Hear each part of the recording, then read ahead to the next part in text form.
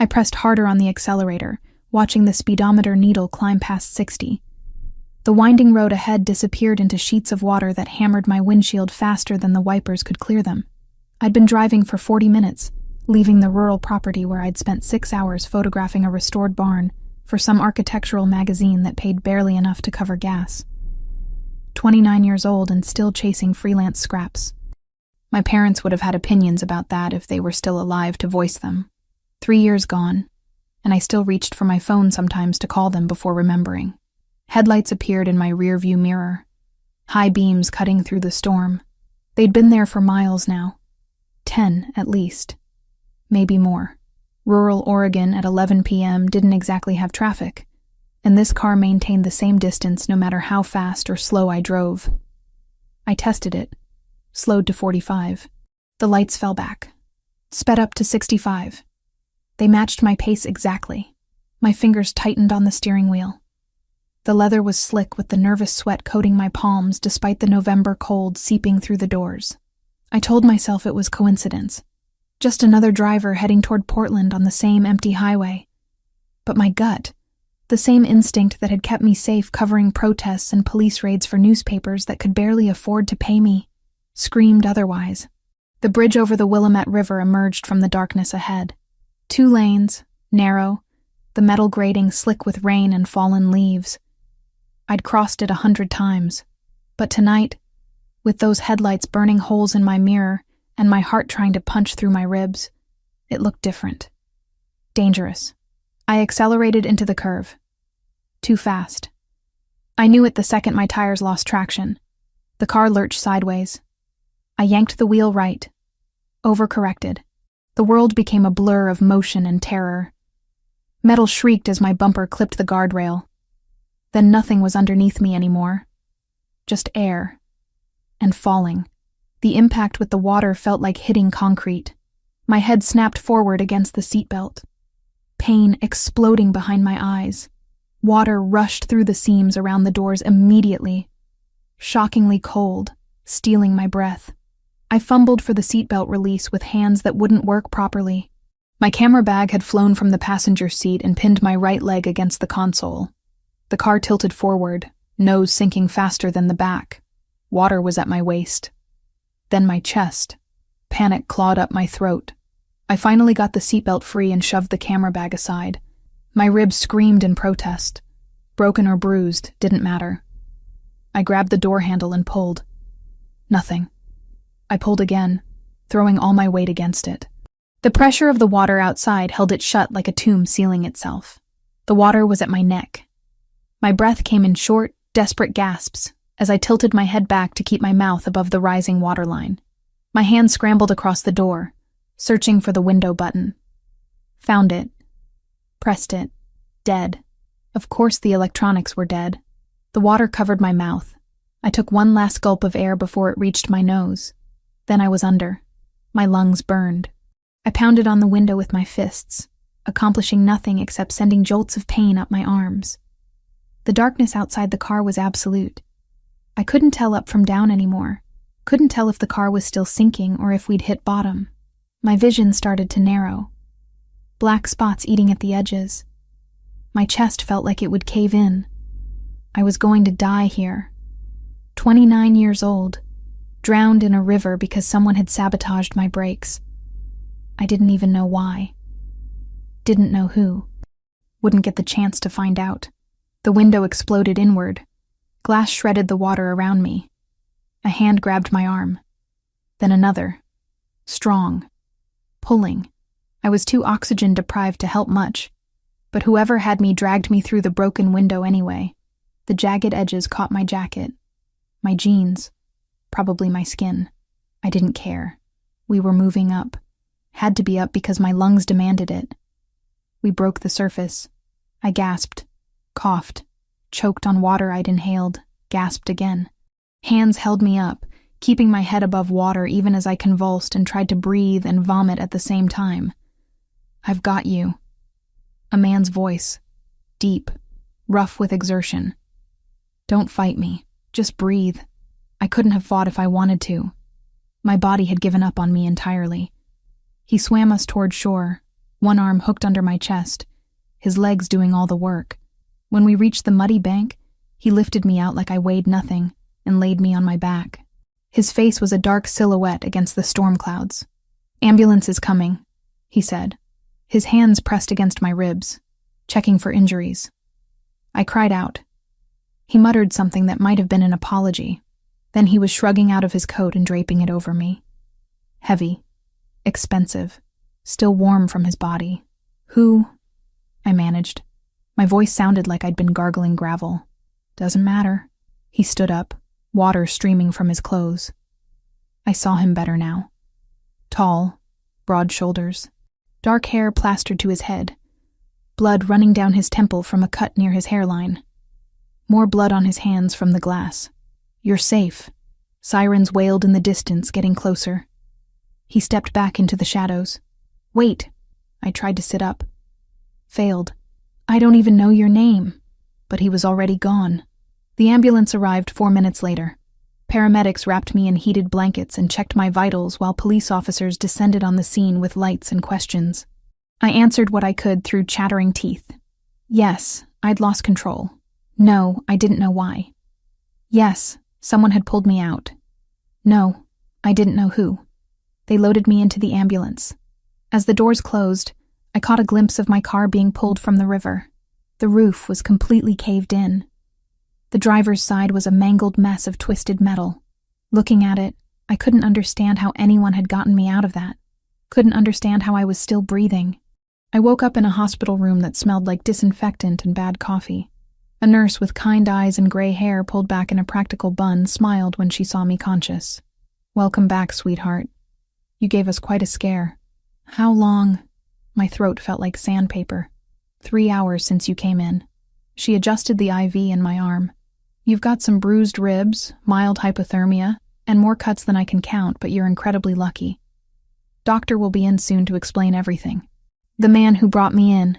I pushed myself up despite my body's protests. "Where is he?"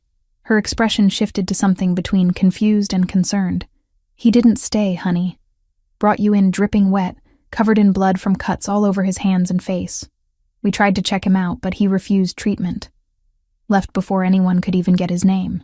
She glanced at the chair beside my bed. "Left his coat, though. Expensive thing. Must have cost several $1,000s.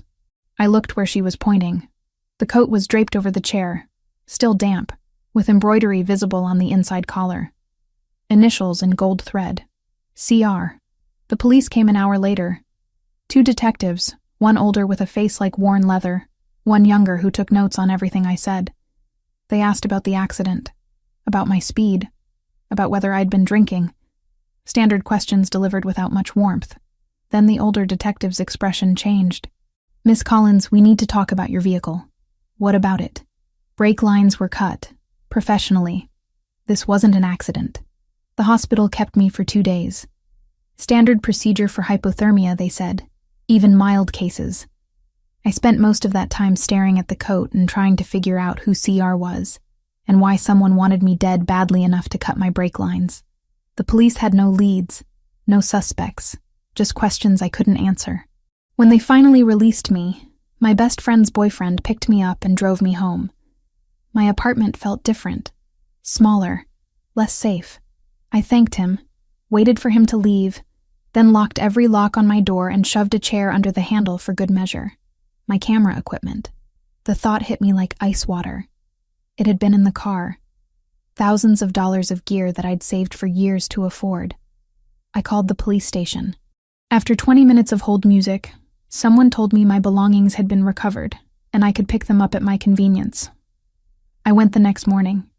The desk sergeant handed me a plastic bin with my camera bag, miraculously intact, and a manila envelope with my memory cards. I signed the release forms and took everything home, my hands shaking the entire time. That night, I spread everything out on my living room floor. 3 cameras, 6 lenses, 24 memory cards from the last month of work. I started with the most recent, scrolling through images on my laptop with obsessive focus. There had to be something. Some clue to why someone wanted me silenced. The corporate event from a week ago. I'd been hired to photograph a charity gala at the Benson Hotel. Rich people in expensive clothes drinking expensive wine and pretending they cared about whatever cause was trendy that month. I'd shot 500 images that night, delivered the best 50 to the client, and forgotten about it. I scrolled through the rejects. The blurry ones. The ones where someone blinked or turned away. The parking lot shots I'd taken while waiting for my car from valet. And then I stopped. The image was slightly out of focus, shot from across the parking structure. But the details were clear. 4 men standing beside a black SUV. One held a briefcase open, stacks of cash visible inside. Another held what was definitely a gun, not even trying to hide it. I zoomed in on their faces. One of them I recognized vaguely. Antonio something. I'd seen his photo in articles about organized crime investigations that went nowhere. But it was the 4th man who made my breath catch.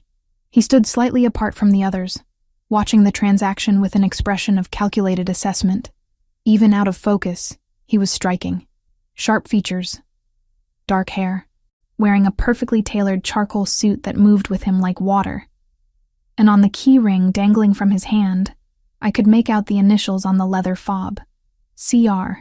The man who saved me had been at that event, had been part of whatever illegal transaction I'd accidentally photographed, which meant he knew exactly who I was. Had known before he pulled me from that river. Someone knocked on my door. I jumped hard enough to knock my laptop off my knees. It clattered to the floor. The knock came again, firmer this time. I grabbed my phone, ready to call 911, and crept toward the door. Looked through the peephole. It was him. Even through the distortion of the peephole, I recognized him. The same sharp features from the photograph. The same controlled posture that suggested he was comfortable in his own skin in a way most people never achieved. He stood in the hallway outside my apartment like he belonged there, hands relaxed at his sides, waiting with the patience of someone who knew I would eventually open the door. I should have called the police. Should have grabbed the nearest weapon and barricaded myself inside. But the man on the other side of that door had pulled me from a sinking car and left me his expensive coat. Had disappeared before anyone could question him. And now he was here, which meant he knew exactly where I lived despite never asking.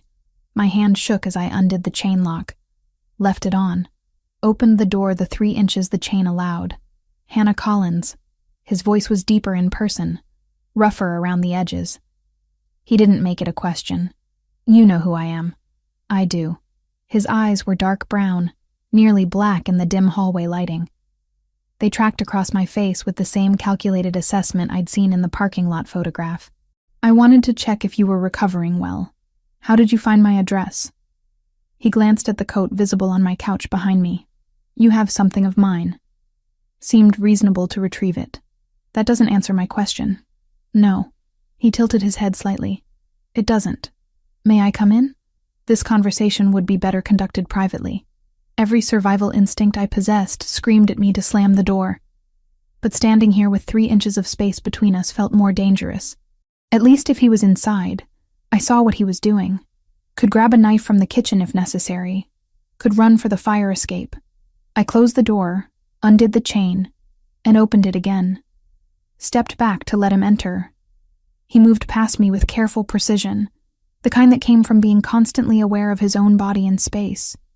He was taller than I'd thought, maybe 6'3". His suit was different than the one in the photograph, but equally expensive. Charcoal gray with a subtle pattern I could only see when the light hit it right. No tie. Top button undone. He surveyed my apartment with the same thoroughness he'd applied to my face, taking in the secondhand furniture, the photographs covering one entire wall, the organized chaos of my work spread across every available surface. His gaze lingered on the images. You have a sharp eye, he said, moving closer to a series I'd shot, documenting homeless encampments under the Morrison Bridge. You see things most people miss. That's my job. I know. He turned to face me. Christopher Ravellini. I already knew his name from 6 hours of obsessive internet research, but hearing him say it out loud made it real in a way the articles hadn't. Christopher Ravellini, 34 years old. Suspected head of the Ravellini organization that controlled most of the organized crime on the West Coast. Never arrested. Never even questioned officially.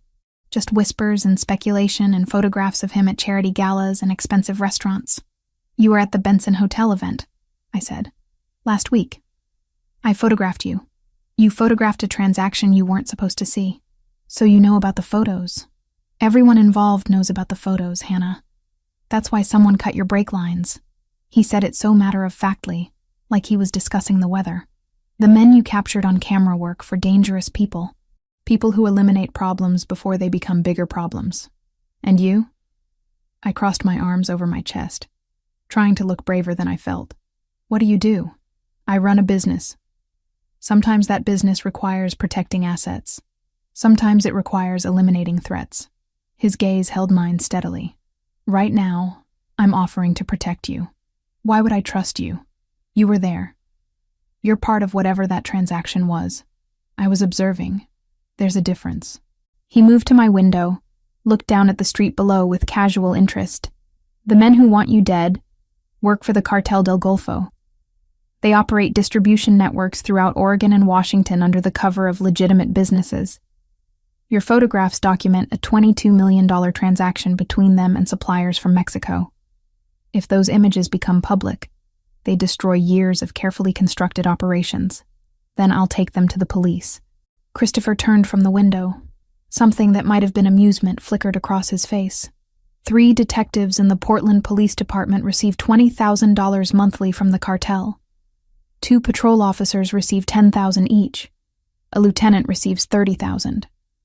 Going to the police with those photographs is a death sentence with extra steps. The casual way he listed the corruption made my stomach turn. You're lying. I'm stating facts. Facts that could save your life if you're smart enough to listen. He pulled out his phone, tapped the screen a few times, then held it out to me. Detective Aaron Mills. 17 years with Portland PD. Owns a vacation home in Bend worth $400,000 on a salary of $85,000 per year. His daughter attends private school that costs $40,000 annually. His wife drives a Mercedes. The math doesn't work unless you factor in supplemental income. I stared at the phone screen showing property records and school enrollment documents. My hands clenched into fists at my sides. This could be fabricated. It could be, but it's not. He pocketed the phone again. I'm not asking you to trust me, Hannah. I'm asking you to be realistic about your situation. Someone tried to kill you 3 days ago. They failed. They won't fail twice. So what? I let you protect me? Move into some safe house and wait for this to blow over? It won't blow over. Not until the cartel is convinced you're no longer a threat. He moved toward the door, paused with his hand on the handle. Think about it. You have my number from the coat. Call me when you're ready to accept reality. He left as quietly as he'd arrived. I stood in the middle of my apartment, shaking with anger and fear, and the horrible certainty that he was right. I spent the rest of the day researching Detective Mills. Found everything Christopher had mentioned plus more. The vacation home, the private school, the car. All on a salary that couldn't possibly support that lifestyle. I checked the other names he'd implied were on cartel payroll. Found similar patterns. Properties they couldn't afford. Lifestyles that didn't match their income. It wasn't proof exactly, but it was pattern. And patterns were what I'd built my career on recognizing. That night, I barely slept. Every sound in the building made me jump. Every car passing below my window could have been someone coming for me. By morning, I was exhausted and wired and angry at myself for being scared in my own home. I tried to work, set up my laptop in the living room and started editing photographs from a shoot 2 weeks ago. Portraits of small business owners in Northeast Portland. Safe work. Boring work. The kind that paid bills but didn't satisfy whatever had driven me into photojournalism in the first place. Around noon, I noticed the car. Gray sedan. Parked across the street with a clear view of my building's entrance. 2 men inside. They weren't trying to hide. That was worse than if they'd been attempting stealth. It meant they wanted me to know they were watching. I needed groceries. The basics. Milk, bread, coffee. Things I couldn't get delivered quickly. I told myself I was being paranoid. That the car was coincidence. That I was seeing threats where none existed because Christopher Ravellini had planted fear in my head. But when I left the building and walked toward the corner store 6 blocks away, the 2 men from the sedan followed me. They didn't bother with subtlety. just maintained a distance of maybe 20 feet, matching my pace exactly. Both Hispanic, both wearing jeans and dark jackets. One of them had his hand in his pocket in a way that suggested he was gripping something. Something gun-shaped. My heart hammered against my bruised ribs. I pulled out my phone with fingers that trembled hard enough I almost dropped it. Found Christopher's number. Texted. 2 men following me. Gray sedan. What do I do? The response came within seconds. Get inside nearest business. Stay near other people. Where are you? I typed my location. Corner of Hawthorne and 21st. 4 minutes. I ducked into a coffee shop, positioning myself near the register where the barista and 3 customers could see me clearly. The 2 men stopped outside. Didn't enter. Just stood there watching through the window like predators waiting for prey to break from cover. The barista noticed my expression. You okay? Fine. Just waiting for someone. 3.5 minutes later, a black SUV pulled up outside. Christopher emerged from the passenger side, followed by 2 men who looked like they lifted cars for fun. He approached the men from the sedan. I couldn't hear what was said, but I watched body language. Watched the 2 pursuers tense up. Watched one of them reach for his pocket before Christopher's companion moved his jacket aside enough to reveal a holster. The conversation lasted less than a minute. Then the 2 men from the sedan backed away, hands visible, and disappeared around the corner at a pace short of running. Christopher entered the coffee shop. His eyes found me immediately. Let's go. I didn't argue. Followed him to the SUV and climbed into the back seat. One of his men got behind the wheel. The other took the passenger seat. Christopher sat beside me, close enough that I could smell his cologne. Cedar and something darker. Expensive like everything else about him. What did you say to them? I asked as we pulled away from the curb. I explained that you were under my protection. That touching you would start a war their organization couldn't win. His tone suggested this was routine business. They'll report back to their superiors. Those superiors will need to decide if eliminating one photographer is worth the conflict. And if they decide it is, then there will be a war. He looked at me directly. Which is why you're going to accept my offer. Because the alternative is spending however long you have left, looking over your shoulder, waiting for someone more persistent than those 2. We drove in silence for several blocks. I watched the city pass by through tinted windows, processing the reality of my situation. Someone had tried to murder me. Had failed. Was trying again. The police couldn't help. Going public with the photographs would paint a bigger target on my back. I had exactly one option, and that option was sitting beside me radiating calm control. The photographs, I said finally. What happens to them? They stay exactly where they are. On your memory cards. In your possession. He shifted to face me more fully. I'm not interested in destroying evidence, Hannah. I'm interested in keeping you alive long enough that it stops mattering. How long is that? Depends on how quickly the cartel decides you're not worth the trouble. Could be weeks. Could be months. He paused. I have a property outside the city. Private. Secure. You'd stay there until this resolves itself. A gilded cage. A cage nonetheless, but one with walls thick enough to keep you breathing. His expression didn't change. You have options. Limited ones, but options. You can refuse my help and take your chances with the cartel. You can go to the police and hope I'm wrong about their corruption. Or you can accept that someone more powerful than you wants you dead, and the only person offering real protection is someone equally powerful. I hated that he made sense. Hated that every logical path led to the same conclusion. I thought about my parents. About how they'd raised me to be independent, self-sufficient, to never rely on anyone for safety. About how neither of them had survived to see me turn 27, killed by a drunk driver who ran a red light. About how being independent hadn't saved them. Okay, I said. My voice sounded hollow. I'll accept your protection. Temporarily. Christopher nodded once. We'll stop by your apartment. Pack what you need for a few weeks. You won't be coming back for a while. The SUV changed direction. I watched my city disappear behind us and wondered what version of myself would return when this was over, if any version of me returned at all.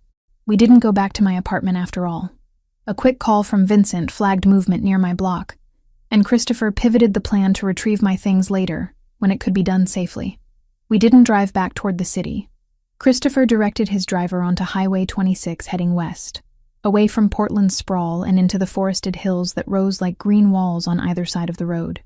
I watched the landscape change through tinted windows, suburbs giving way to scattered houses, then trees and the occasional farm breaking up the wilderness. 50 minutes passed in near silence. Christopher made 2 phone calls in Italian, his voice low and controlled, discussing things I couldn't understand but could feel the weight of. Security arrangements, probably. Preparations for the house guest he'd acquired whether I liked it or not. The property appeared suddenly, set back from the main road behind gates that looked decorative, but were reinforced steel disguised as wrought iron. They swung open automatically as we approached. The driveway curved through precisely maintained landscaping, native plants arranged with the care that required professional attention. Then the house emerged from the trees. Modern architecture. All glass and dark wood and clean lines that fit the natural surroundings instead of competing with them. 2 stories, sprawling horizontally rather than building up. Solar panels on the roof. Security cameras visible at every corner, not even attempting to hide. "This is where you live?" I asked. "One of several properties I own. This one offers the most privacy." Christopher opened his door as soon as we stopped. "Come on. I'll show you where you'll be staying." I followed him inside, my duffel bag slung over one shoulder. The interior matched the exterior. Minimalist without being cold. Hardwood floors, floor-to-ceiling windows offering views of the forest. Furniture that looked comfortable and expensive in equal measure. Art on the walls that was probably worth more than my entire apartment building. He led me upstairs and down a hallway to a bedroom that was larger than my living room and bedroom combined. King-sized bed with charcoal gray bedding. A sitting area near windows that overlooked the trees. Attached bathroom visible through an open door. "You'll stay here," Christopher said. "Bathroom is stocked with everything you should need. If you require something else, let me know." I dropped my bag on the bed. Noticed immediately that there was no lock on the door. So I'm supposed to trust that your men won't walk in whenever they feel like it. My men value their lives too much to disrespect a guest under my protection. He leaned against the doorframe, watching me explore the space. "But if it makes you feel better, you're the only woman in the house. My security team stays in the lower level or in the external buildings. They won't come up here unless there's an emergency. And you? My bedroom is at the other end of the hall. You won't see me unless you want to." He straightened. "Dinner is at 7. You're welcome to join me or I can have food sent to your room. Your choice. I'll come down." The last thing I wanted was to hide in here like I was a prisoner, no matter how nice the accommodations. Christopher nodded and left, closing the door behind him. I waited until his footsteps faded before letting myself collapse onto the edge of the bed. My ribs protested the movement, reminding me that less than a week ago I'd nearly drowned. Now I was in a stranger's house in the middle of nowhere because people wanted to murder me for accidentally photographing a drug deal. My phone had service. That surprised me. I'd half expected Christopher to confiscate it or demand I leave it behind. I scrolled through messages from friends wondering why I hadn't responded in days. From my few regular clients asking about project timelines. I couldn't tell any of them the truth. Couldn't explain where I was or why. I texted back generic excuses. Family emergency. Taking a few weeks off. We'll be in touch soon. Then I turned off my phone and shoved it in the nightstand drawer. The next 4 days blurred together in a way that made me feel disconnected from my own life. I woke early from habit, finding the house already active with Christopher's security team conducting their morning routines. I explored the property boundaries, staying within the areas Christopher had indicated were safe. Took hundreds of photographs of the forest, the way morning light filtered through Douglas fir branches, deer that wandered close enough to touch, but mostly I felt useless, inactive. I was used to working 12-hour days, chasing stories, editing until my eyes burned. Here I had nothing but time and no productive way to use it. Christopher worked from an office on the first floor. Door always closed during business hours. I caught glimpses through the window of him at a massive desk, laptop open, phone pressed to his ear, looking every inch the legitimate businessman the press sometimes tried to claim he was. But the men who came and went from that office weren't corporate executives. They moved like soldiers, spoke in low voices about things that stopped when I walked past. Evenings were different. Christopher emerged from his office at 6:30 exactly, usually wearing the same clothes but looking less formal. He'd pour 2 glasses of wine without asking if I wanted one, and settle into the living room like he expected me to join him. The first night I almost refused. Almost took my dinner upstairs and ate alone to prove I still had some control over my own choices. But curiosity won. I wanted to understand the man who'd saved my life, and then essentially kidnapped me for my own protection. "You read," I said that first evening, noting the book on the side table next to his chair. "Cormac McCarthy, Blood Meridian. Is that surprising? Most people don't choose that particular book for light reading. I'd tried it once. Given up after 50 pages of unrelenting violence described in prose that was beautiful and horrifying simultaneously. Most people don't live the life where that violence feels familiar." He picked up the book, considered it. McCarthy understood something important. That brutality is part of the human condition. We dress it up in different clothes depending on the century. That's a depressing worldview. It's an honest one. He set the book down and looked at me directly. "You photograph the world as it exists, Hannah. Homeless camps, police violence, the ugliness people prefer to ignore. You understand the same thing McCarthy did." I didn't have an answer for that. He was right. And I hated that he was right. The conversations evolved. Second night, we talked about music. He played jazz from a sound system that probably cost more than my car had, explaining the history of particular recordings, the techniques that made Charlie Parker revolutionary. Third night, he cooked.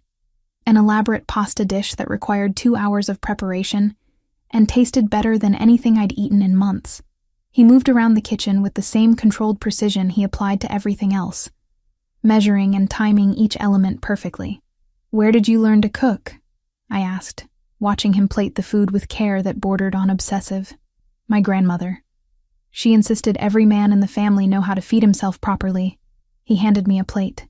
"She said depending on others for basic survival was weakness." Sounds like a hard woman. She survived poverty in Naples and built a life in a country that didn't want her. Hard doesn't begin to cover it. He sat across from me at the dining table. "She died when I was 16. Lung cancer from 40 years of smoking. Refused treatment because she said the money was better spent on my education." There was emotion underneath the words, carefully controlled but present. I saw glimpses of the person he might have been in a different life. Someone who read literature and cooked elaborate meals and mourned his grandmother. But then his phone would ring, and I'd hear him switch to Italian, his voice dropping into tones that promised consequences. Or I'd notice the scars across his knuckles, old and white and deliberate. Or catch him checking the gun he kept in a holster under his jacket, a motion so automatic he probably didn't realize he was doing it. Christopher Ravellini was a contradiction wrapped in expensive clothes and dangerous capability. And despite every logical reason I had to maintain distance, I found myself wanting to understand him. A week after I arrived, everything shifted. I was in the living room editing photos on my laptop when Christopher emerged from his office, moving faster than I'd seen him move before. His expression was locked down tight, but tension radiated from him. "We have a situation," he said. "The cartel knows you're not at your apartment anymore. They're trying to locate which properties I own that could house a guest." My stomach dropped. "How long do we have? Best estimate?" 2 hours before they narrow down the possibilities. He pulled out his phone, typed rapidly. "I'm bringing in additional security. We're going to lock this place down. Shouldn't we leave? Go somewhere else? And lead them directly there?" "No." He moved to the windows, scanning the tree line like he expected attackers to materialize from the forest. "This property is defensible. Moving puts us vulnerable during transport. We stay." I watched him coordinate over the next hour. 10 men arrived in 3 vehicles, all of them armed with rifles I recognized from photographs I'd taken at police training exercises. Not handguns for close quarters, weapons designed for distance and stopping power. They dispersed around the property, taking positions that covered every approach. Christopher activated security systems I hadn't known existed. Motion sensors, cameras with thermal imaging, pressure plates in the driveway. The house transformed from comfortable residence to military installation. He found me in the kitchen where I'd retreated when the armed men became too much. If shooting starts, you go upstairs to your room. Lock yourself in the bathroom. It's reinforced. Stay there until I come get you personally. Understand? What if you don't come? Then my second-in-command, Vincent, will come instead. He knows to extract you if I'm incapacitated. Christopher gripped my shoulder briefly. But I won't be. I've survived worse than the Cartel del Golfo sending thugs after a photographer. The hours crawled past. I sat upstairs in my room, unable to focus on anything except the waiting. Every sound could have been the attack starting. Every creak of the house settling made my heart race. I'd never felt so helpless, so dependent on someone else for survival. But the attack never came. Christopher appeared in my doorway at midnight. It's over. Stand down. What happened? It was a test. Someone in my organization has been feeding information to the cartel. I planted false intelligence about when you'd be vulnerable, then watched to see who passed it along. His expression was cold in a way I hadn't seen before. 2 men. They've been removed from my employment. Permanently. I understood what permanently meant. You killed them. I eliminated a threat to my operation and to you. He said it without inflection. Statement of fact. They made their choice when they accepted cartel money. This was the consequence. He left before I could respond. I sat on my bed, hands shaking, processing the reality of who I'd accepted protection from. Christopher wasn't connected to organized crime. He ran it, made decisions about who lived and died, ordered executions with the same calm efficiency he used for everything else. I should have been horrified, should have demanded to leave immediately, but instead I felt something closer to relief that he was competent enough to keep me alive in this world I'd stumbled into, something I didn't want to examine too closely. 2 weeks dissolved into a rhythm that felt both comfortable and dangerous. Christopher and I circled each other like satellites locked in orbit, maintaining careful distance even as gravity pulled us closer. Morning coffee became an unspoken routine. He'd brew it exactly how I liked it without asking. 3/4 full with cream but no sugar. I'd find him in the living room reading reports, and we'd sit in companionable silence while dawn crept through the windows. But the silence wasn't empty anymore. It was loaded with all the things neither of us said. The way his gaze lingered on my mouth when I spoke. How my pulse jumped when his hand brushed mine, reaching for the same book. The deliberate space he maintained between us on the couch, like he didn't trust himself to sit closer. I caught him watching me photograph the property one afternoon, standing at the window of his office with an expression I couldn't decipher. When I looked up and met his eyes, he didn't look away, just held my gaze for 3 heartbeats before returning to his desk.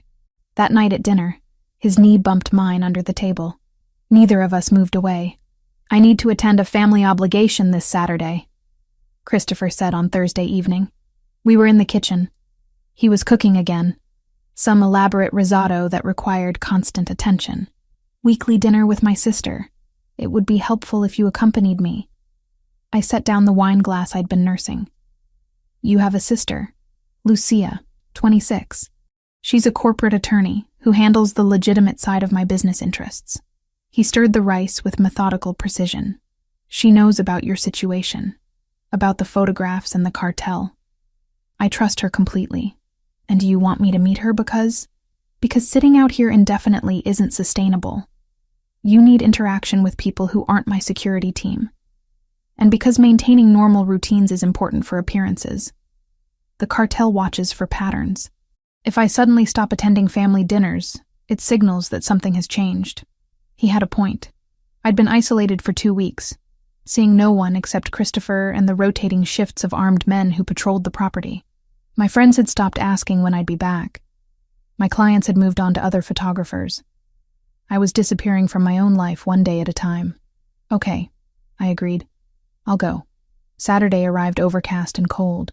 Christopher drove us himself in a different vehicle than the SUV from my first day here. A Mercedes sedan, black with leather interior that smelled new. He wore charcoal slacks and a dark gray sweater that probably cost more than my monthly rent used to. I'd chosen jeans and a forest green blouse, the nicest clothes I'd packed when leaving my apartment. The drive took 45 minutes, winding back through the hills toward Portland proper. We didn't talk much. Christopher seemed tense in a way I hadn't seen before.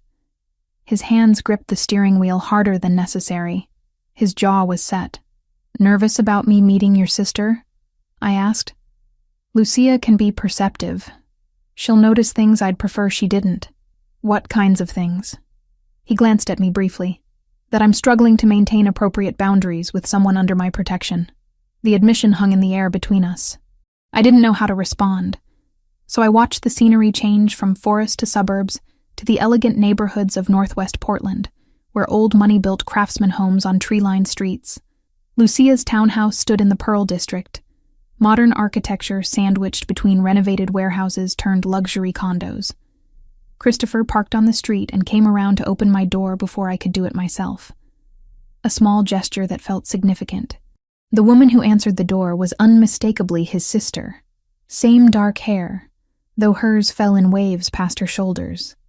Same intense brown eyes that assessed me in 2 seconds flat. But where Christopher's expressions were guarded, hers were open. She smiled genuinely and pulled her brother into a hug that he returned with obvious affection. "You must be Hannah." Lucia extended her hand to me. Her grip was firm. "I'm so glad you could come.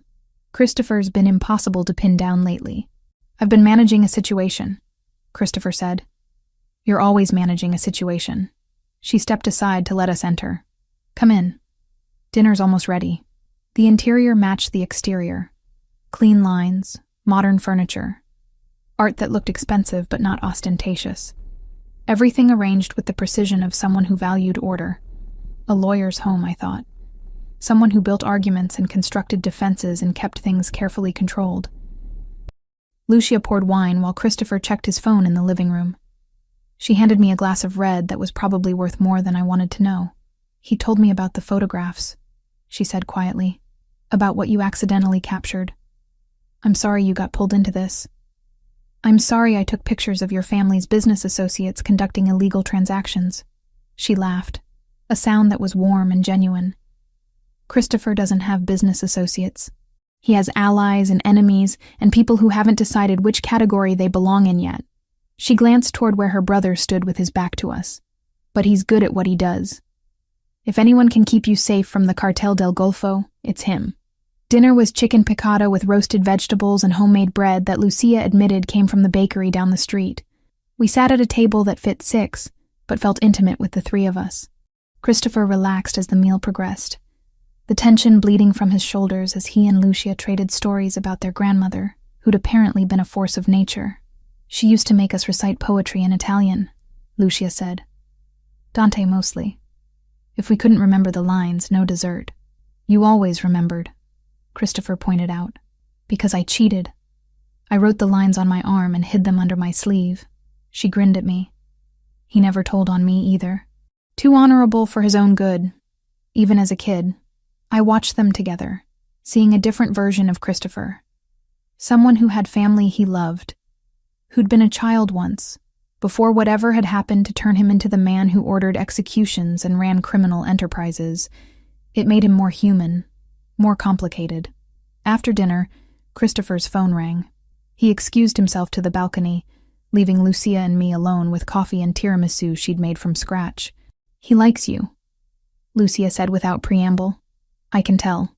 We barely know each other. My brother doesn't bring women to family dinners. Ever. The last time he did that, I was 20 years old." She stirred her coffee thoughtfully. Her name was Natasha. They were together for 3 years. She was an architect. Brilliant. Beautiful. Kind in ways that surprised me. Given the world Christopher operates in, I didn't want to ask. But the question came anyway. "What happened to her?" "The cartel happened. Not this cartel specifically. A different organization that wanted to send Christopher a message about territorial disputes." Lucia's expression hardened. "They killed her in her own office. Made it look like a robbery gone wrong. But everyone knew what it was." My stomach twisted. "When?" 6 years ago. Christopher blamed himself for getting her involved in his life, for not keeping her safe. He shut down completely after that. Just work. No relationships, no connections beyond family and business. She looked at me directly. "Until you. I'm not trying to replace anyone. I know. And I think he knows that too, which is why he's terrified. She reached across the table and squeezed my hand briefly. Just be patient with him. Whatever walls he's built, they're there for reasons that made sense at the time, even if they don't serve him anymore. Christopher returned before I could respond. He read something in Lucia's expression and frowned. What did you tell her? Things she deserved to know. Lucia stood and started clearing plates. Don't give me that look. She's not stupid, Chris. She was going to figure it out eventually. The drive back to the property was quiet for the first 15 minutes. Then I broke the silence. Lucia told me about Natasha. Christopher's jaw tightened. I thought she might. You don't have to talk about it if you don't want to. No. You should know. He stared at the road ahead, hands gripping the wheel. We met at a gallery opening. She was designing a renovation for the building next door. We talked for 3 hours. She knew what I was, what I did. Didn't care. Said everyone had darkness in their history. Hers was less visible than mine. He was silent for a long moment. Then, we planned to leave. She had job offers in Chicago. I was arranging to transfer control of my operations to my second-in-command. We were going to start over somewhere no one knew our names. What stopped you? The Cartel del Golfo found out. Saw it as weakness. An opportunity to strike when I was distracted by personal matters. His voice went flat. They killed her in broad daylight. Waited until I was in a meeting I couldn't leave without raising suspicion. Made sure I'd know exactly why she died. I'm sorry. I killed 14 of them over the next 6 months. Systematically. Methodically. Until their leadership sued for peace and paid reparations. He glanced at me briefly. That's who I am, Hannah. Someone who responds to loss with calculated violence. Someone who runs an organization built on fear and control. You should understand that before this goes any further. I already know who you are. I reached over and placed my hand over his on the gearshift. His skin was warm. You pulled me out of a river when you could have left me to drown. You cook elaborate meals and read McCarthy and protect the people you care about with everything you have. Yes, you're dangerous. Yes, you've done terrible things. But you're also more than those things. We pulled into the driveway. The gates closed behind us automatically. Christopher killed the engine but didn't move to get out. He turned to face me fully, his expression raw in a way I'd never seen.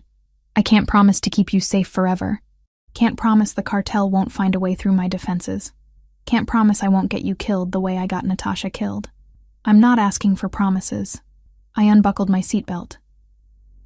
I'm asking you to stop pretending you don't feel what I know you feel. He moved before I could process the decision forming in his eyes. His hand cupped the back of my neck, pulling me across the center console. His mouth found mine with an intensity that stole my breath. The kiss was desperate, fierce. Years of isolation and grief and denied connection breaking through every wall he'd built. I kissed him back as fiercely, my fingers tangling in his hair, pulling him closer despite the awkward angle and the gear shift digging into my hip. He tasted like coffee and something darker. Something that should have scared me but made me want more. When we finally broke apart, we were both breathing hard. His forehead rested against mine. This is a mistake, he said. Probably. It puts you in more danger.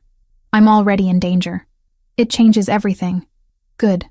I kissed him again, softer this time. I was getting tired of pretending too. We stayed in the car for another 10 minutes, kissing like teenagers who'd discovered what their bodies were capable of. When we finally made it inside, Christopher's security team tactfully pretended not to notice our disheveled appearance or the way we couldn't stop touching each other. That night, everything changed. 3 weeks after that first kiss, I woke up in Christopher's bed for the 5th morning in a row. His arm was draped across my waist, his breathing slow and even against my shoulder. Morning light filtered through the curtains, painting everything in shades of gold. For a moment, I could pretend we were normal people, just a couple waking up together without the weight of organized crime and murder attempts hanging over us. Then my phone buzzed on the nightstand. Reality reasserted itself. Christopher stirred, pressing a kiss to my bare shoulder before releasing me. What time is it? 7:30. I grabbed my phone. A text from Lucia asking if we wanted to come to dinner next week. Your sister wants to feed us again. She's convinced you're not eating properly. He sat up, the sheets pooling around his waist. Even half asleep and disheveled, He was striking. Tell her we'll be there. I replied to Lucia, while Christopher disappeared into the bathroom. The shower started. I considered joining him, but decided against it. We'd spent most of yesterday afternoon tangled together, making up for the weeks of denial. My body needed recovery time, even if my mind wanted more of him. Instead, I went to my own room and dressed in jeans and a thermal shirt, pulled my hair into a ponytail, made myself look like someone prepared to work instead of someone who'd spent the night thoroughly distracted. Downstairs, I found Vincent in the kitchen making coffee. Christopher's second-in-command was 42, built like he lifted trucks for entertainment, with graying hair and eyes that missed nothing. He'd been professional but distant since my arrival. This morning he nodded at me. "Morning, Miss Collins." "Hannah." I poured myself coffee from the pot he'd brewed. "We've been living in the same house for 3 weeks. You can use my first name. Hannah, then." He added cream to his own mug. "Boss seems different lately. Lighter. That's good." I wasn't sure how to respond to that, so I nodded. Vincent took his coffee and headed toward Christopher's office, leaving me alone with my thoughts. I needed to do something productive. Needed to feel useful instead of protected. For weeks I'd been passive, letting Christopher handle everything while I hid in his house taking photographs of trees.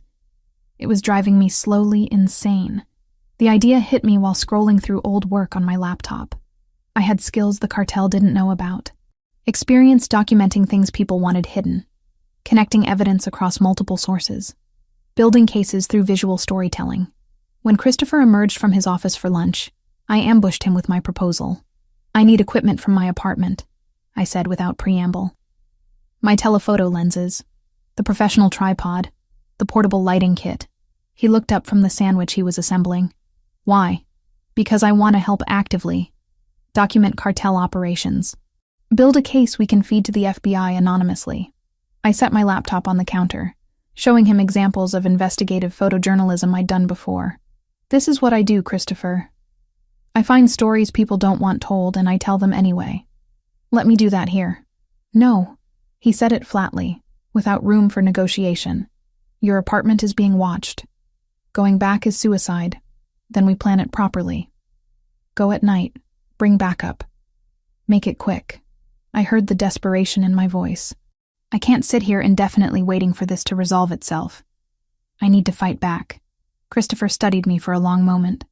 I watched him process arguments, calculate risks, weigh options. Finally, he sighed. "If we do this, it's planned to the minute. Full team, multiple exit strategies. And if anything goes wrong, we abort immediately." Agreed. He spent the afternoon coordinating with Vincent and 4 other men I'd seen around the property but never talked to. They spread maps across the dining room table, marking routes and timing.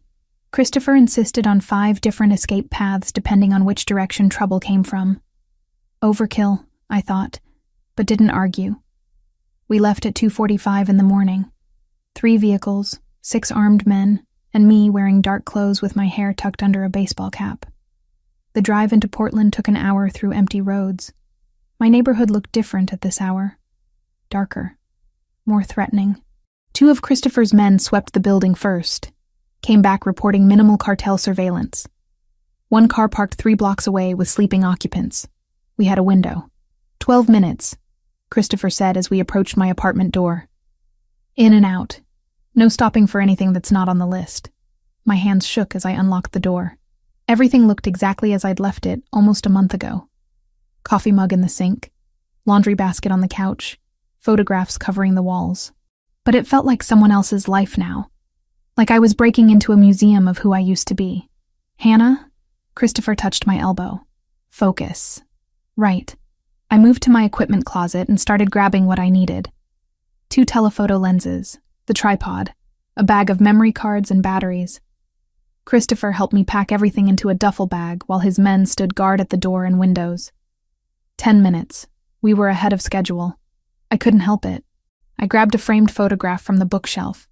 My parents at their anniversary dinner 2 months before they died. The only decent picture I had of them together. Shoved it in the bag. "Time," Vincent called from the doorway. "We need to move." We left everything else behind.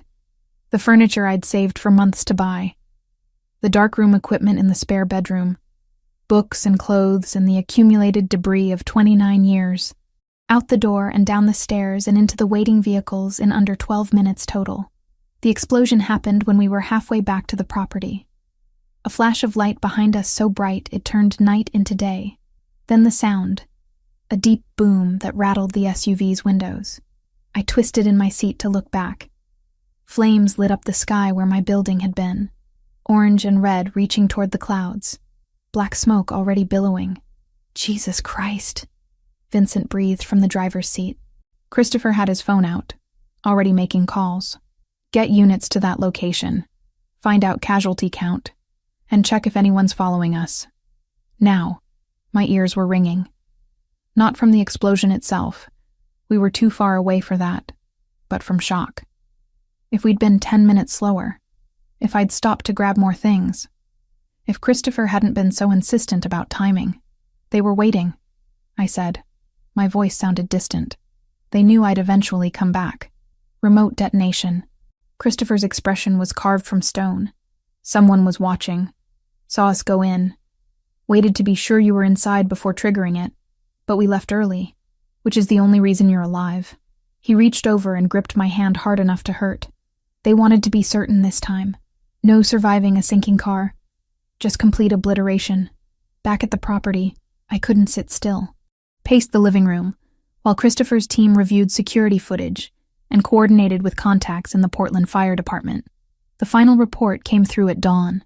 3 people killed in the blast. 2 neighbors who'd been awake watching television. One of Christopher's own surveillance team who'd been staged nearby as an early warning system. I made it to the bathroom before I threw up. Knelt on the cold tile and emptied my stomach until there was nothing left. Christopher found me there, wiped my face with a damp cloth, and carried me to his bed without saying a word. I didn't sleep, just stared at the ceiling while rage slowly replaced shock. 3 people were dead because of photographs I'd taken.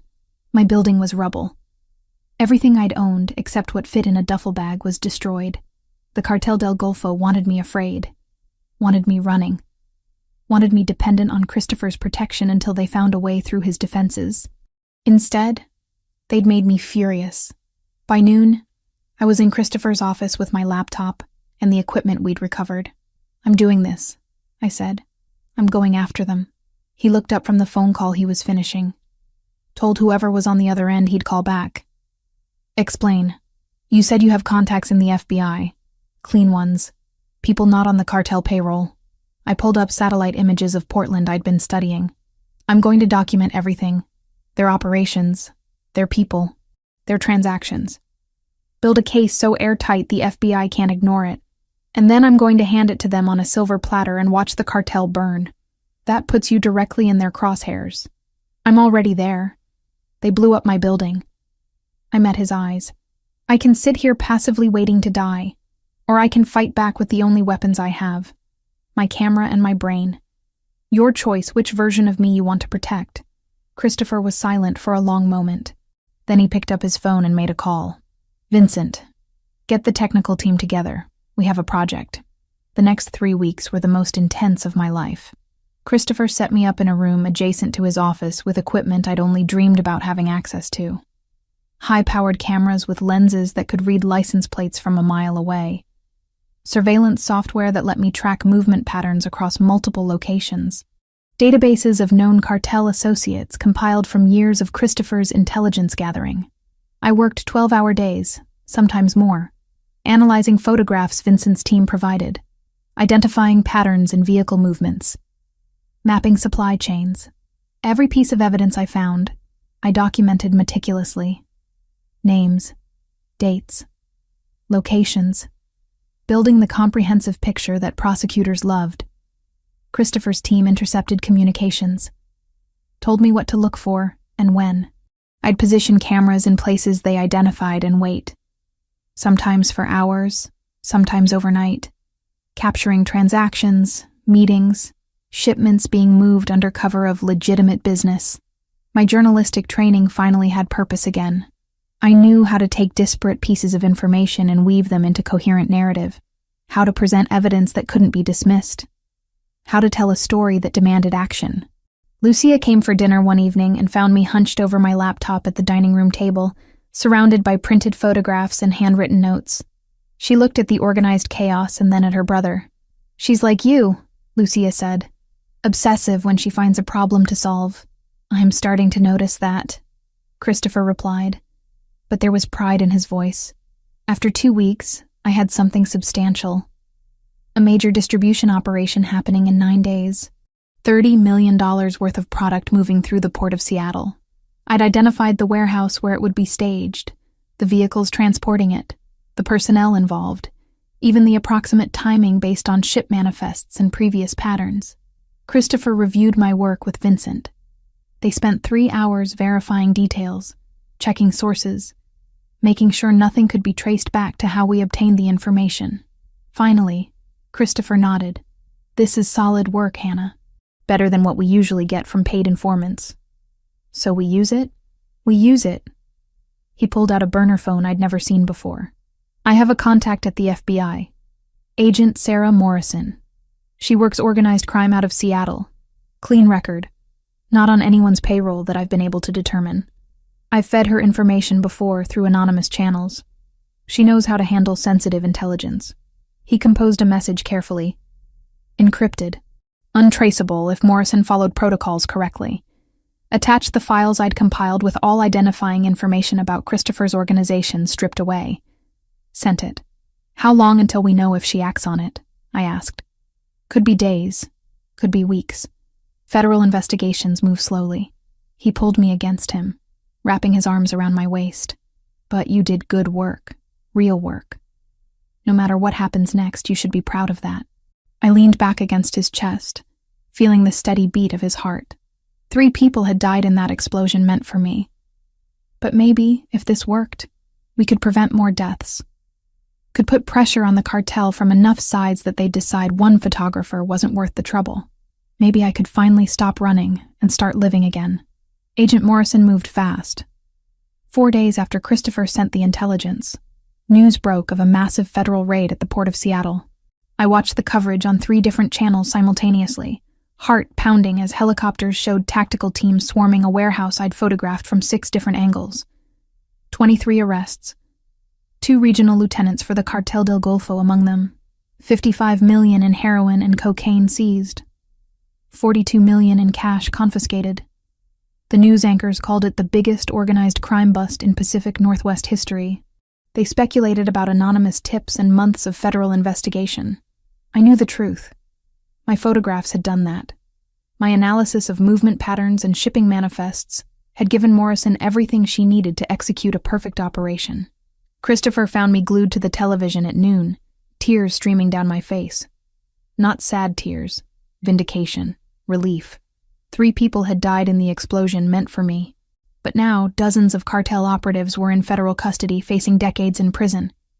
The organization that wanted me dead had lost millions in product and cash, plus key leadership. "You did good work," Christopher said, sitting beside me on the couch. "Real damage. The kind that takes years to recover from. It's not over, though. They'll still want revenge. Maybe. But they've got bigger problems now than one photographer." He turned off the television. "The FBI will be tearing apart everything they seized, following money trails, flipping lower-level dealers for information. The cartel's entire West Coast operation is compromised. They'll be focused on damage control and keeping their remaining people from turning federal witness." I wanted to believe him. Wanted to think that maybe, finally, I could stop looking over my shoulder. But 3 months of running had taught me not to trust peace. That evening, Christopher did something unexpected. He took me to a part of the house I'd never entered, a door off his office that he kept locked. Inside was a study that looked frozen in time. Mahogany desk worn smooth by decades of use. Leather chair with depression from whoever sat there most. Bookshelves lined with volumes in Italian and English. Photographs covering one wall, showing generations of stern-faced men in suits. "My father's office," Christopher said. "He died at that desk 5 years ago. Heart attack." I found him still holding a pen. The room felt sacred, like a museum dedicated to someone important. Christopher moved to the bookshelf and pulled down leather-bound journals. Set them on the desk with reverent care. Family history. 4 generations documented. Every decision, every alliance, every war. He opened one at random, showing pages of precise handwriting in Italian. My great-grandfather started this tradition.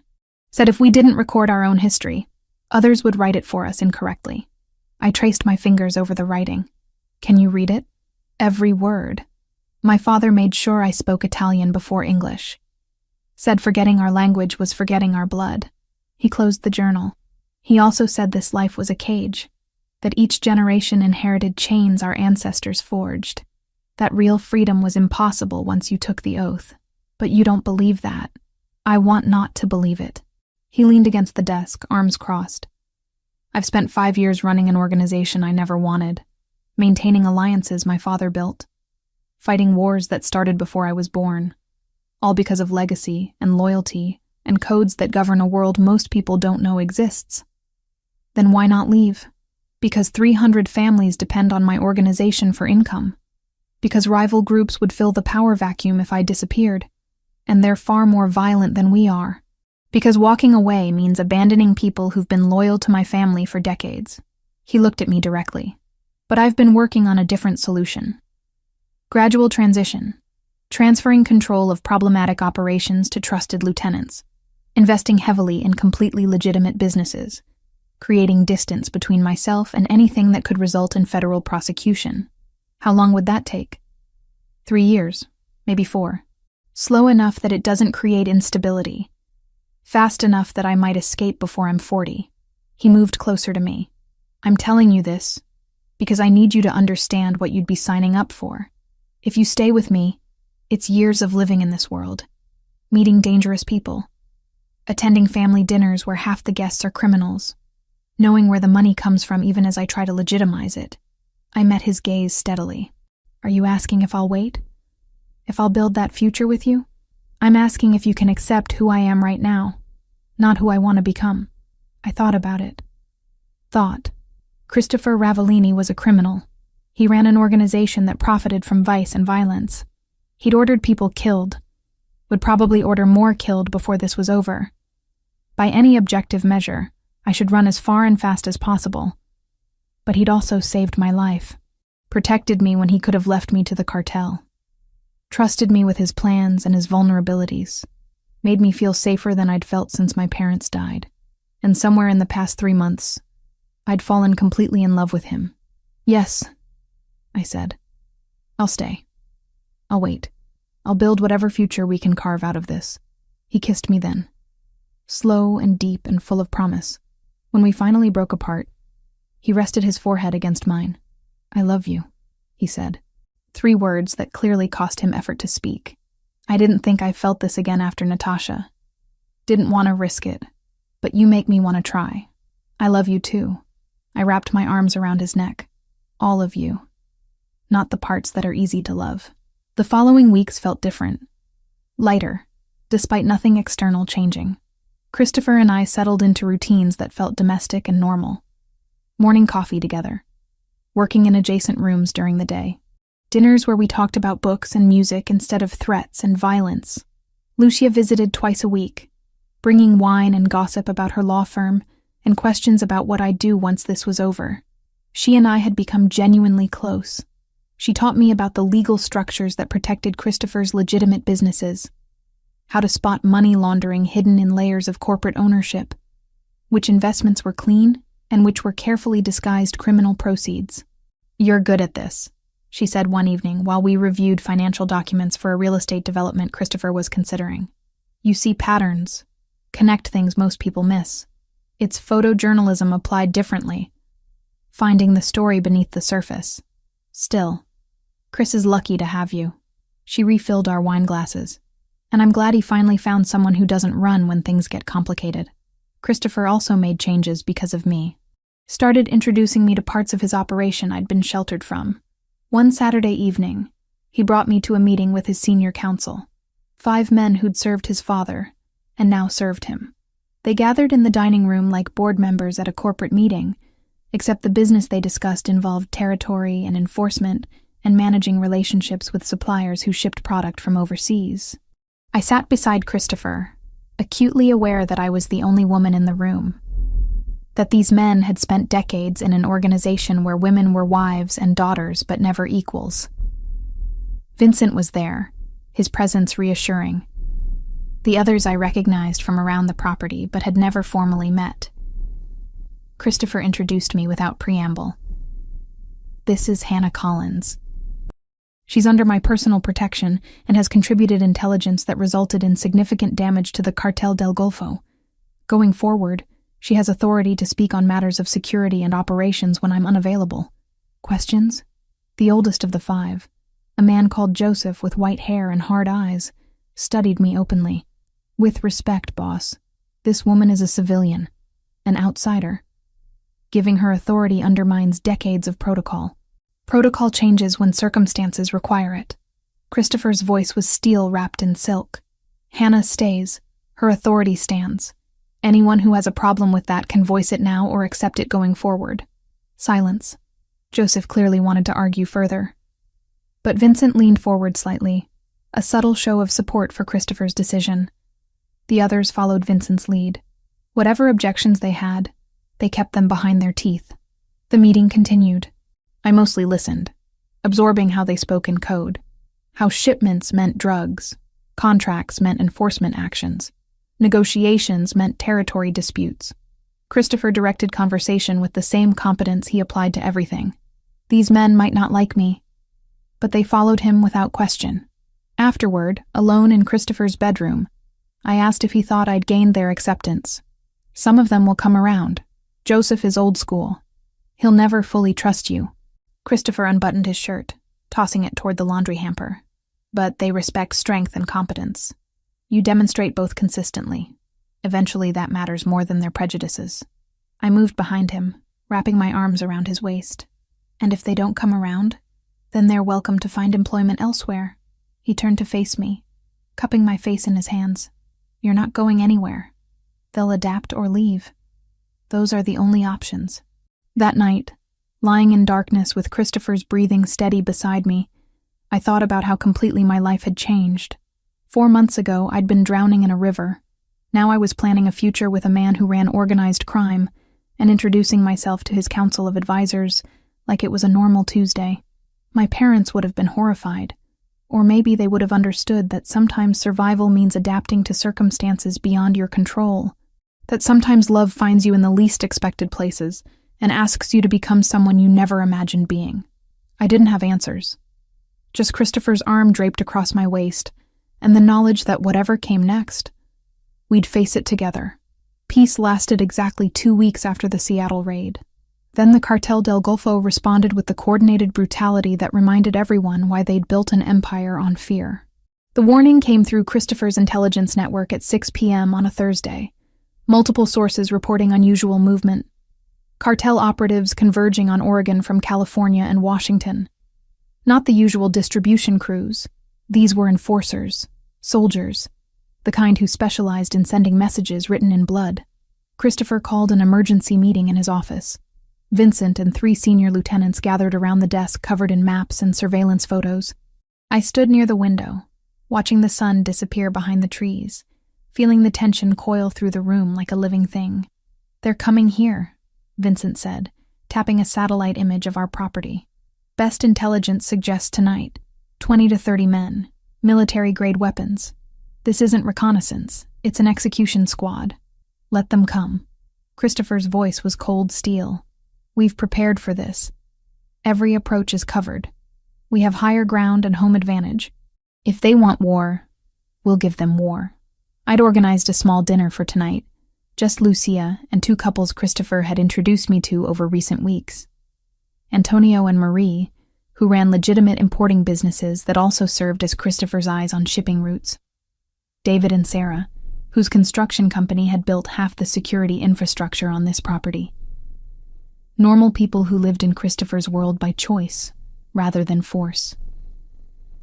"Cancel the dinner," I said. "No." Christopher looked at me directly. Canceling signals that we're afraid, that we're disrupting our lives because they made threats. We proceed exactly as planned. but everyone stays in the reinforced areas once shooting starts. The guests arrived at 7:30, unaware of what intelligence suggested was coming. Lucia hugged me in the foyer, carrying wine and homemade focaccia. She whispered in my ear, "Chris told me. I'm staying. You'll need help keeping the civilians calm." Dinner was surreal. We sat around the table eating pasta Christopher had prepared that morning, drinking wine, talking about renovations Antonio and Marie were planning for their beach house. All while armed men positioned themselves throughout the property. All while Christopher's phone buzzed constantly with updates he checked with casual glances. I caught his eye across the table. He gave the smallest nod. Still coming. Still on schedule. The alarms triggered at 9:15 p.m., mid-dessert. The sound was deafening. Piercing shrieks from every speaker in the house, accompanied by flashing red lights. Antonio dropped his fork. Sarah gasped. Christopher was already moving, pulling his gun from the holster under his jacket. "Everyone to the bunker. Now." His voice cut through the chaos with absolute authority. "Vincent, take point. Hannah, Lucia, get them downstairs." The first explosion shook the entire structure. Windows rattled. Dust fell from the ceiling. Through the dining room window, I saw flames erupting from the main gate. Another explosion from the eastern perimeter. They were breaching multiple points simultaneously, overwhelming our defenses through sheer numbers. Gunfire erupted, automatic weapons tearing through the night. Christopher's men returning fire from defensive positions, shouting in English and Spanish. The sharp crack of rifles, the deeper boom of shotguns at close range. Lucia grabbed Sarah's arm, pulling her toward the basement entrance. Vincent led Antonio and Marie, his gun drawn, checking corners. David followed, looking pale but moving fast. I should have gone with them. Should have followed Christopher's orders and hidden in the reinforced bunker like a good civilian. But I'd spent 3 months being protected. Being passive. Letting Christopher and his men fight while I cowered. Not tonight. I turned back toward the living room. Christopher saw me, his expression shifting to fury and fear in equal measure. "Hannah, get downstairs now." "No." I grabbed the handgun he'd taught me to use from the safe in his office, made sure the safety was off, checked the magazine like he'd shown me. "I'm not hiding anymore. You're going to get yourself killed. Then I'll die fighting instead of waiting." I moved to the reinforced position near the staircase leading down. "Lucia and I will cover the bunker entrance. You focus on keeping them outside." He wanted to argue. I saw it in every line of his body. But another explosion rocked the house. Glass shattered in the kitchen. Men were breaching the first floor. He didn't have time for this. "Stay low. Don't take unnecessary risks." He pressed his forehead to mine for 1 second. "I love you. I love you too. Now go." He disappeared toward the sound of breaking glass. Lucia appeared at my elbow, also armed, her expression set with the same determination I felt. Antonio had given her the gun he'd been carrying. She checked it professionally. "We hold here," she said. "Anyone who's not Christopher's people comes down those stairs, we shoot." The fighting intensified. I heard Christopher's voice above the gunfire, commanding his men, coordinating defense. The cartel had numbers, but Christopher's team had preparation and position. Every approach had been planned for, every angle covered. Then I saw them, 3 men forcing their way through the kitchen toward the basement stairs. Not Christopher's people. Faces I didn't recognize. Guns raised, moving with military precision. "Contact," Lucia said calmly beside me. We fired simultaneously. The sound in the enclosed stairwell was deafening. My first shot went wide. My second caught the lead man in the shoulder. He spun, dropped. Lucia's shooting was better.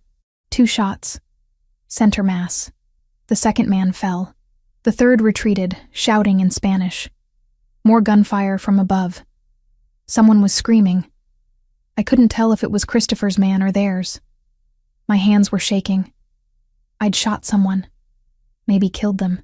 The adrenaline made everything feel distant and immediate at once. Lucia reloaded her weapon with steady hands. She'd done this before, I realized. This wasn't her first gunfight. "Hold position," she said. "Don't let them get past us." The battle lasted 18 minutes that felt like 18 hours. wave after wave of cartel soldiers trying to breach. Christopher's men holding them back through superior positioning and sheer determination. I fired 4 more times, hit twice. My ears rang so badly I could barely hear anything except a high-pitched whine. Then reinforcements arrived. Christopher's teams from 2 neighboring properties, converging from behind the cartel's position, caught them in crossfire. The tide turned fast after that. The remaining attackers broke and ran, scrambling back toward whatever vehicles they'd brought. Christopher's men pursued, cutting them down as they fled. Silence crashed over the property. Not real silence. Alarms were still blaring. Men were shouting. Someone was crying. But the gunfire had stopped. The explosions had ceased. Christopher appeared at the top of the stairs, covered in blood and cordite residue. His eyes found mine immediately. He crossed the distance and pulled me against him hard enough to hurt. "You're insane," he said into my hair. Completely insane. I know. I was shaking so hard my teeth chattered. But I wasn't going to hide. He looked at Lucia. "You okay?" 3 kills confirmed. No injuries. She sounded clinical. Professional. The civilians are secure in the bunker. Unharmed. The aftermath took hours. 9 cartel soldiers dead. 3 of Christopher's men killed. 5 wounded. 2 critically. The property looked like a war zone. Bullet holes in every surface. Windows shattered. Scorch marks from explosions. Blood on the marble floors I'd walked across 1,000 times. But we'd survived. Held them off. Sent a message that attacking Christopher Ravellini's home wasn't the easy victory they'd expected. The following morning, Christopher convened an emergency summit. 5 families controlled organized crime throughout the Pacific Northwest. His was the largest, but the others had resources and influence. He called them all to neutral territory in Seattle. A conference room in a hotel owned by one of the families. Security so tight you couldn't breathe without being watched. I went with him. Lucia came too. This was about survival now, not protocol. The other bosses were men in their 50s and 60s. Old guard who'd built empires over decades. They looked at Christopher with respect, and Christopher looked back with the confidence of someone who'd survived an assassination attempt. He laid out his proposal clearly. Total war against the Cartel del Golfo. Combined resources, coordinated strikes, attacking their supply chains, their distribution networks, their money, using every contact they had in law enforcement to bring federal heat down, destroying the cartel's ability to operate in the region so completely they'd never rebuild. "This will be expensive," one of the bosses said. An older man named Giovanni, who controlled operations in Washington. "Resources, men, time. It will be more expensive if we let them think they can attack our families and walk away," Christopher countered. "Today it's me. Tomorrow it's one of you. We unite now or we fall separately." The vote was unanimous. All 5 families committed. War was declared. What followed was 2 weeks of orchestrated chaos. Christopher coordinated with military precision. FBI raids hit 4 more cartel locations based on intelligence we'd been feeding them. His allied families attacked supply routes, intercepted shipments, eliminated mid-level distributors. Banks froze accounts after tips about money laundering. Every pressure point was exploited simultaneously. The cartel hemorrhaged money and personnel. Their West Coast operations collapsed under combined federal and criminal pressure. 3 more lieutenants were arrested. Dozens of low-level dealers flipped to federal protection. Their distribution network fragmented. Then the cartel's regional leader, a man named Rodriguez who operated from Southern California, made his final play. Christopher had been expecting it. Had sources inside Rodriguez's organization who reported his plans.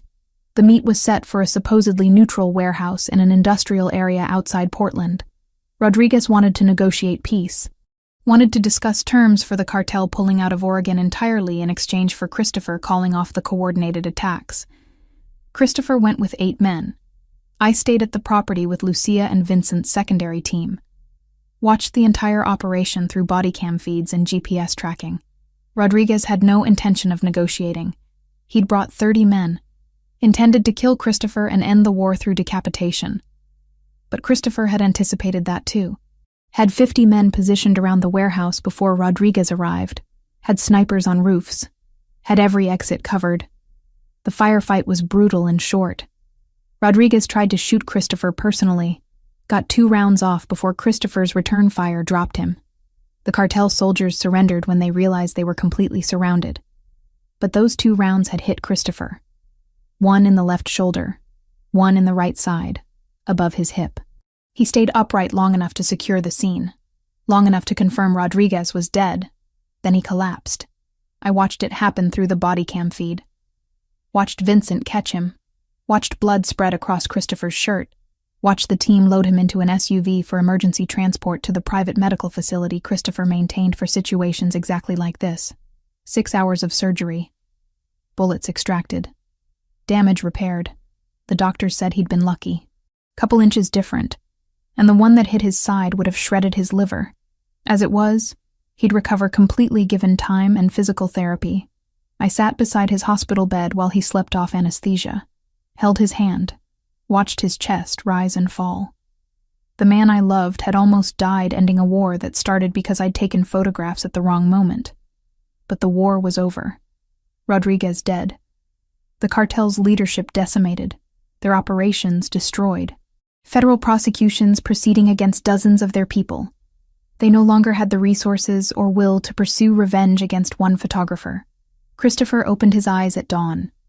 Saw me sitting there. Managed a weak smile. "Did we win?" he asked, his voice rough. "You won." I kissed his forehead gently. "It's over." He squeezed my hand. "Good. Because I have plans for our future, and they don't involve getting shot." I laughed despite the tears streaming down my face. "No more wars. That's my only requirement." "Deal." He closed his eyes again, exhausted. "No more wars. Just you and me and whatever comes next." I held his hand while he drifted back to sleep. Outside the window, morning light crept across the city. A new day, a new beginning. Christopher's recovery took 6 weeks of careful monitoring in the private medical facility, followed by another month of physical therapy at the property. I barely left his side during those first weeks. Slept in a chair beside his bed. Changed his bandages. Walked him through exercises when the pain made him want to quit. "You're worse than the nurses," he complained one afternoon while I forced him to do another set of arm raises. "The nurses get paid to put up with you. I do this because I love you." I adjusted the resistance on the bands. 5 more repetitions. He grumbled, but completed them. The bullet wounds had healed cleanly, but rebuilding strength took time. His frustration was palpable. Christopher was used to controlling everything. Being temporarily weak grated against every instinct he possessed. During his recovery, I discovered something unexpected about myself. I was good at running things. Vincent would bring me reports and logistics problems, initially to keep me informed, but I started noticing patterns. Inefficiencies in how supplies were transported. Scheduling conflicts that could be resolved with better coordination. The same skills I'd used organizing complex photo shoots translated surprisingly well to managing criminal operations. "You're a natural," Lucia said one evening after I'd resolved a territorial dispute between 2 of Christopher's distribution teams through simple restructuring. "Chris always did things a certain way because that's how his father did them. You're not bound by those traditions. You see what works." By the time Christopher was cleared for normal activity, I'd essentially been running day-to-day operations under Vincent's supervision for 6 weeks. We'd improved efficiency by about 15%, according to the financial reports Lucia reviewed. Christopher noticed immediately. "You've been busy. Someone had to keep things running while you healed." I handed him a folder containing organizational charts I'd created. "Vincent can walk you through the changes we implemented. Everything's documented." He reviewed my work in silence. I couldn't read his expression. Finally, he looked up. "This is good. Better than good. You streamlined processes I'd been too close to see needed changing. So you're not angry I reorganized your criminal empire while you were recovering? I'm impressed." He pulled me onto his lap carefully, mindful of his still healing ribs. "And grateful. But I'm also ready to start keeping my promises." The transition happened gradually over the following months. Christopher began meeting with his most trusted lieutenants individually, offering them control of specific operations in exchange for percentage cuts and continued loyalty. The prostitution rings went to a man named Anthony, who'd run them ethically, as much as that was possible. The gambling operations to someone else. The protection rackets to a third lieutenant who understood they only worked if you protected the people paying. Simultaneously, Christopher invested heavily in legitimate businesses, through shell corporations, Lucia structured to withstand legal scrutiny. Real estate development, a security consulting firm staffed by former military. Technology startups with genuine potential. $50 million moved from criminal proceeds into businesses that could stand up to investigation. It'll take 3 years minimum, Lucia explained during one of our weekly dinners. Maybe 4, but if Chris maintains distance and lets the lieutenants handle day-to-day operations, there's no direct connection to trace. He becomes a wealthy businessman with investments, not an active crime boss. I'd restarted my photography work 8 months after the war ended, but instead of going back to what I'd done before, I focused on something different, documenting communities affected by organized crime, showing the human cost through portraits of families who'd lost members to violence, children growing up in neighborhoods controlled by gangs, women trying to escape prostitution, people trapped in cycles of poverty that made criminal employment seem like the only option. The work was hard, emotionally exhausting, but it felt important in ways my previous journalism never had. I wasn't documenting problems. I was telling stories that demanded solutions. My first exhibition opened at a small gallery in Northwest Portland. 20 photographs, each one accompanied by brief text explaining the context. Christopher came to the opening wearing a dark suit and obvious pride. Watched people study my work with the same intensity he applied to everything. 3 pieces sold that night for $12,000 each. The money went directly to organizations helping the communities I'd photographed. But the validation, the proof that my work mattered to people beyond myself, was worth more than any amount. 1 year after the night Christopher pulled me from a sinking car in the Willamette River, he took me back to that bridge. It had been repaired during the intervening months. New guardrails, fresh paint, safety improvements that might prevent someone else from experiencing what I had. We stood at the exact spot where my car had gone through. The water below reflected the setting sun in shades of orange and gold. November again. Same time of year. But everything was different now. I've been thinking about this moment since you first agreed to accept my protection, Christopher said. He turned to face me fully, the dying light catching his features. About whether I had any right to ask you to build a life with someone like me. Whether I could promise you safety when my world is inherently dangerous. Christopher, let me finish. He reached into his pocket, pulled out a small velvet box. I can't promise perfect safety. Can't guarantee that my past won't sometimes intrude on our future. But I can promise that I'll spend every day trying to be worthy of your faith in me. Trying to build something clean enough that our children won't inherit the same chains I did. He opened the box. Inside was a ring that looked antique. Simple gold band with a single emerald surrounded by tiny diamonds. Beautiful without being ostentatious. This was my grandmother's. The woman who taught me to cook and made me memorize poetry and told me that real strength meant protecting people weaker than yourself. He took my hand. Hannah Collins. Will you marry me? I was crying before he finished the question. Yes. Obviously yes. He slid the ring onto my finger. It fit perfectly. Then he kissed me there on the bridge where everything had started, and I thought about how strange life was. How you could be drowning one moment and held safe the next. How the man pulling you from the river could become the person you built a future with. We planned the wedding for 6 months later. Small ceremony in the garden of the property that had become home. Just 40 people. Family and the friends who'd proven their loyalty through months of violence and uncertainty. Lucia was my maid of honor, crying through the entire ceremony despite her usual composure. Vincent stood as Christopher's best man, looking uncomfortable in a tuxedo, but pleased nonetheless. I wore a simple champagne-colored dress I'd found at a boutique in Portland. Nothing elaborate, just silk that moved like water and made me feel beautiful. Christopher wore a charcoal suit and couldn't stop smiling.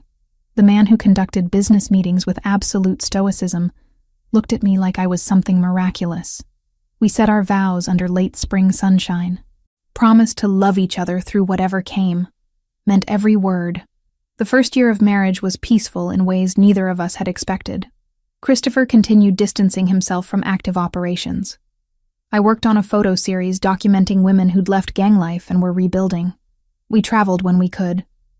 Small trips to places where nobody knew our names or cared about our history. Lucia found someone, a corporate lawyer named James who worked at her firm and charmed his way past her considerable defenses. We had dinner with them monthly, watched them fall in love with the same careful intensity both Ravellini siblings applied to everything important.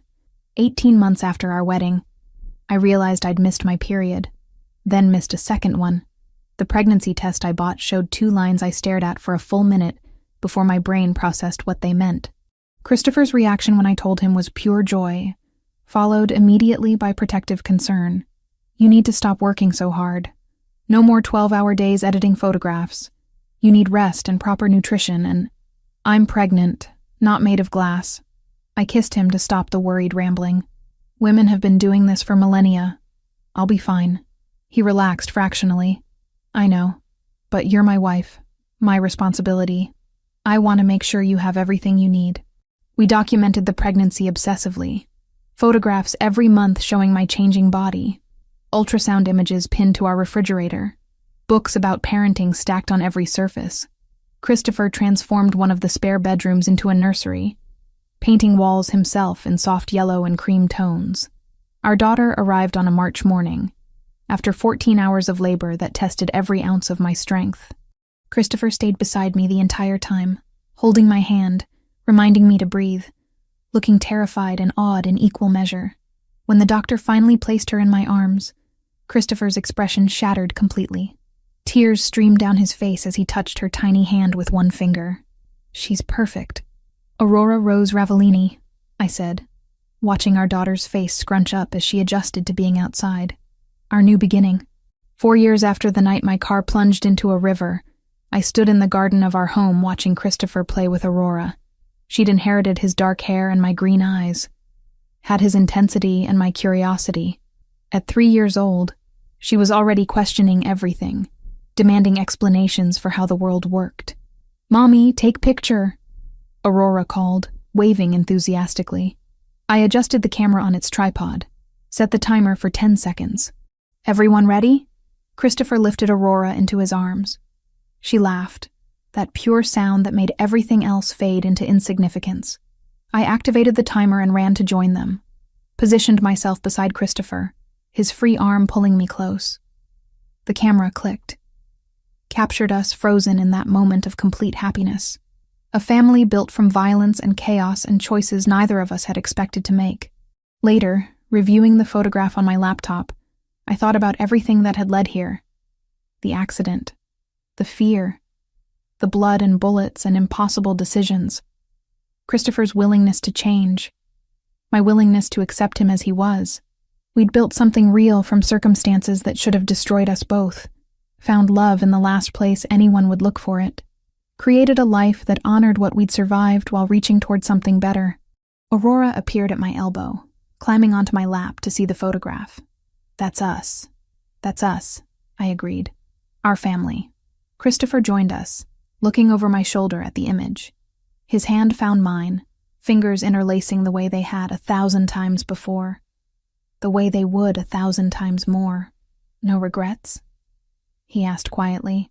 I thought about the girl who'd been drowning in a sinking car, who'd accepted protection from a dangerous stranger, who'd fought beside him when the violence came, who'd chosen to build a future, despite every logical reason to run. Not a single one.